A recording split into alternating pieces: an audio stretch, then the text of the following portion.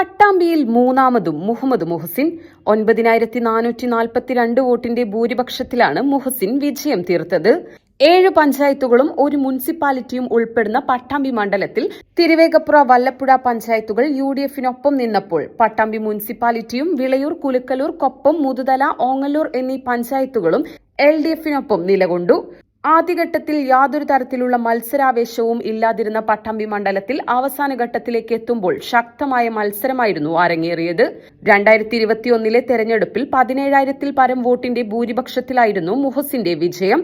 എന്നാൽ സംസ്ഥാനത്ത് വലിയ രീതിയിലുള്ള ഭരണവിരുദ്ധ വികാരമുണ്ടായിട്ടും 9,442 വോട്ടിന്റെ ഭൂരിപക്ഷത്തിൽ ഇത്തവണ മുഹസിൻ വിജയിച്ചു കയറി.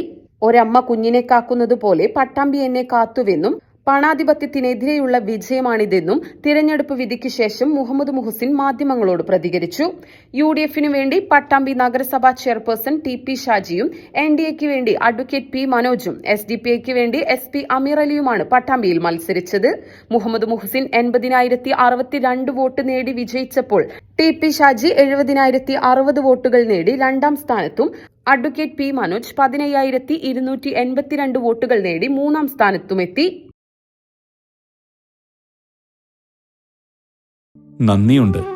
ഇന്നോളം എത്തിയ ഞങ്ങളുടെ ഈ സുവർണ യാത്രയിൽ നിങ്ങളുടെ ഓരോ ആഘോഷങ്ങൾക്കുമൊപ്പം ഞങ്ങളെയും ചേർത്ത് നിർത്തിയതിന്.